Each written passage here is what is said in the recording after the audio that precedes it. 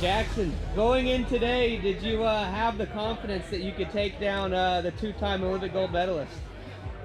Yeah, I mean, I probably wouldn't have bet on myself if I was betting on anything, but I knew that all you can do is just execute every second of the race to the best of your ability, and I knew I had the ability to get off the bike with the leaders and run 110 or better, and I knew I had a chance. Of course, it requires a really perfect day and a little bit of luck, but a perfect execution, and I was just focused on that, and especially the swim. I needed to have a great swim, and that's what I did, and that really set up the day for what I needed to be able to do. I paced the run really well, and I think it paid off. I didn't put in too many surges or too many big efforts when I didn't need to, and the last 3 miles I really found something extra to kind of put in a surge and just hold it. So it's kind of surreal when you're running past Alistair Brownlee and there's nobody left ahead of him, and you just got to hang on. So it's hard to believe what even just happened.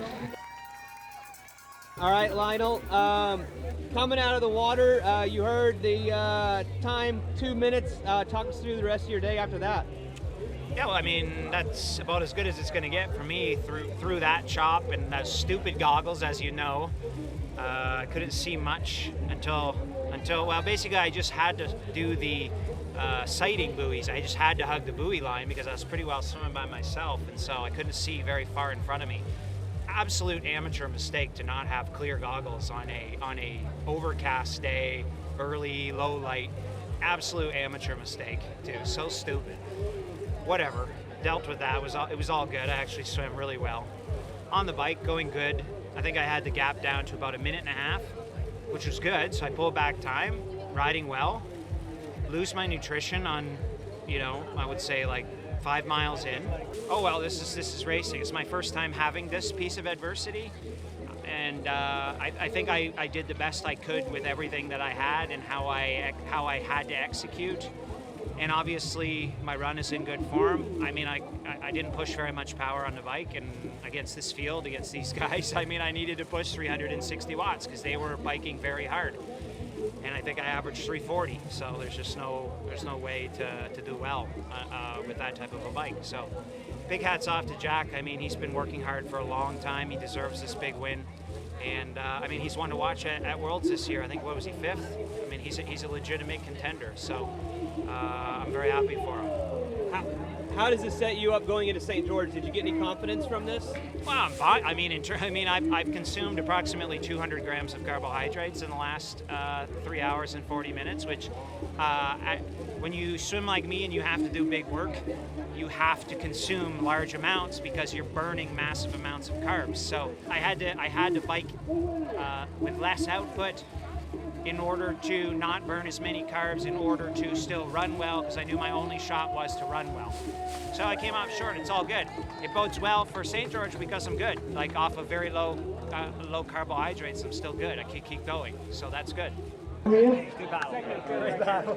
Good kick there. How do you feel after today's race? I am very happy with the race. It was a very competitive race, and as I kind of said before the race, I wasn't maybe super confident, but I also said it could go well if the taper went well and kind of everything comes together on race day, and that's pretty much what happened. So yeah, overall very happy, even though I lost the sprint. Yeah, I mean, I passed Brownlee with 500 meters to go. That was my goal for the last 10 minutes right before that of the run. So I was like, perfect, I'm second, I'm pretty happy with this, I caught him, I'm done. And literally 100 meters later, Sanders is like, there. It was crazy, and I had no idea he was coming. So then I was like, I'm gonna have to sprint, and I was already like hurting super bad.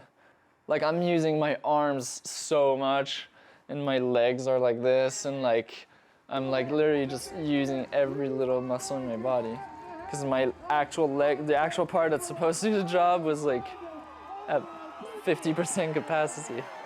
So yeah, I find it funny looking at myself. Some people probably don't notice, but 32, winning by just over 2 minutes. She's 24 years of age. She's an Olympic silver medalist. She's from Washington, D.C. Taylor Nev. Hey, Taylor, you led from the front all day. Tell us about your race.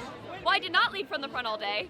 I was passed in transition, and I put on socks in T1. We'll see if that was the right choice at the end of the day. But I was just focusing on my race, executing the best race I could. And the last 5K felt really long, but I'm glad to it was a good test and hit out to kind of see, okay, where's my limit right now, and a good training effect, hopefully. We'll see. Okay, well, the swim, that was tough. And then the bike was nice, but it was really hilly, and I was just ready for it to be done. And then the run, again, I was just ready for it to be done. But it's gorgeous, and there's so much crowd support, which is great. It just felt long. Thank you for every female pro out there for helping push it, because it was a great race. Really happy with the race, the result of course, but especially the way I executed the race. I think it was a very good day for the three sports, for swim, bike and run, and I'm really happy for that. And we're really happy to see the development that's improving day by day, and I hope to get better and better for the next two races. And what did you think of the race course? Oceanside. Yeah, I loved it. It's a very fast race. The public here was amazing. Like in the run, we had cheering all the cars, and this was fantastic. And I hope to come back next year here. Great, Holly Lawrence. Well done, Holly. All right, Holly, tell me how it went out there today. I feel like my coffee this morning got switched to decaf. It didn't, but like I just felt kind of like not quite as happy as I wanted to be, like just at the beginning of the race. And like the girls, two ITU girls were like biking so fast, and I was just shocked to kind of get off the bike, because at one point I thought, oh, I'm gonna get left for dead. And so I think I had a solid bike. Like my power was good. They're just like biking super strong, so like kudos to them. And yeah, I'm super pleased with my run. Like I think I ran like a 117, 118.